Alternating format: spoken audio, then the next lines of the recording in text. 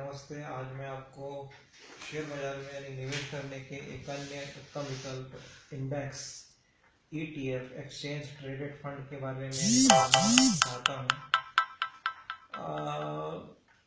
Index ETF एक ऐसा instrument है जिससे कि आप किसी एक कंपनी या दो कंपनी को या फिर 10 कंपनी को न खरीद करके जो पूरा जो पैकेज रहता है, जैसे कि BSE का जो बेंचमार्क इंडेक्स है वो है BSE सेंसेक्स 30 शेयर के ऊपर जो आधारित है। तो आप पूरी 30 कंपनियों का जो इंडेक्स है उसको आप बाई करते हो। इसी प्रकार से निफ्टी 50 है जो नेशनल स्टॉक एक्सचेंज का जो बेंचमार्क इंडेक्स है जो कि 50 कंपनियों के भावों पर आधारित है। तो आप पूरी 50 कंपनियों का जो इंडेक्स है आप केवल उसको यानी बाई कर रहे हो।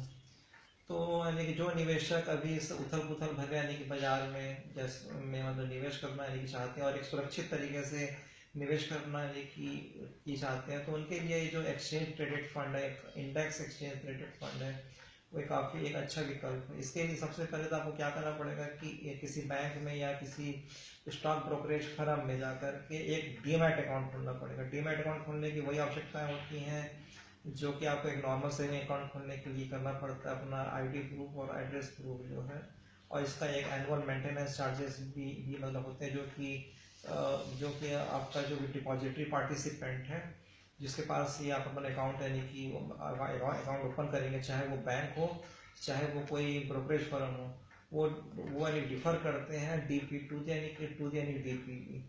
फिर उसके बाद आप किसी एक ब्रोकरेज फर्म में अपना रजिस्ट्रेशन यानी कि मतलब कराएंगे, और आपको ध्यान रखना चाहिए कि आप केवल सेबी रजिस्टर्ड यानी ब्रोकरेज फर्म में ही आप अपना पंजीकरण मतलब की कराएं।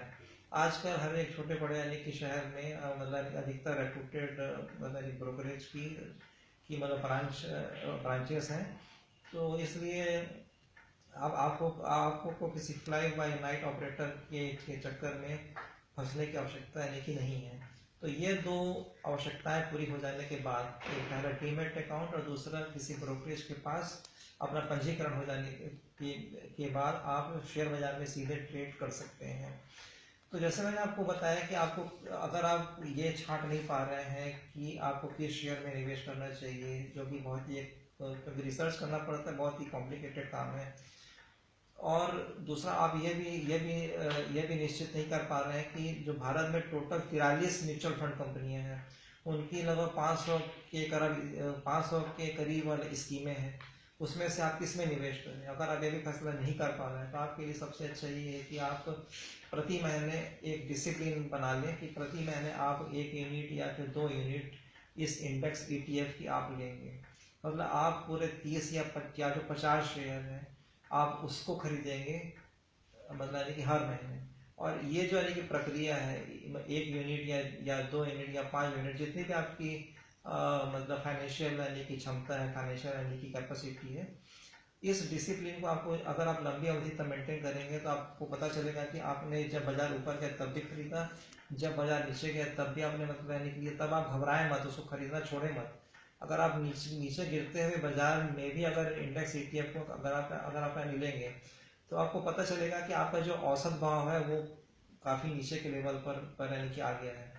और अगले अगर हम 10 या 15 साल में अगर माने, जैसे भारत के बारे में एक दुनिया को एक यानी कि विश्वास है, यानी कि IMF को है और खासकर वर्ल्ड इकोनॉमिक फोरम है और यानी कि वर्ल्ड बैंक है, G20, सबको ये यानी भरोसा है कि भारत एक अच्छा परफॉर्मेंस ही करेगा। अगर अगले 15 साल में भारत अगर 7.5-8% का GDP ग्रोथ विकास दर अगर दिखाता है तो आपको निश्चित तौर पर बढ़ते हुए इंडेक्स से फायदा ही होगा। मैंने कुछ इंडेक्स ETF आपके लिए यानी कि छाटे हैं। इसमें एक तो है क्वांटम का इंडेक्स ETF है, निफ्टी ETF है ये।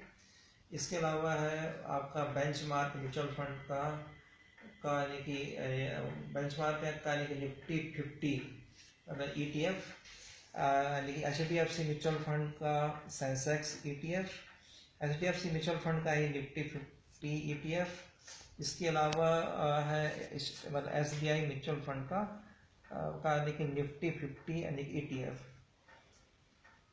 तो मेरा आपको सुझाव है यानी कि यही होगा कि अगर आप बहुत ज़्यादा रिसर्च नहीं करना चाहते, बहुत ज़्यादा समय अगर शेयर बाजार में अगर नहीं देना यानी कि चाहते, और अगर आप ज़्यादा लाभ कमाना चाहते हैं, तो इंडेक्स ETF को एक अनुशासित ढंग से एक निश्चित यूनिट में प्रति माह आपकी जो भी बचत होती है उसमें से कुछ पैसे इस इंडेक्स ETF में निवेश करना एक बहुत अच्छा बेहतर विकल्प यानी होगा।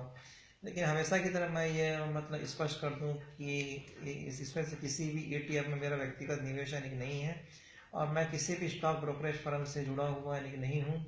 और ये चूँकि मार्केट रिलेटेड इंस्ट्रूमेंट है तो इसमें मार्केट से संबंधित सारी जोखिमें हैं, और कोई भी गारंटीड रिटर्न्स यानी कि नहीं है।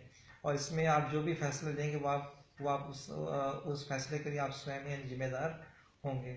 धन्यवाद।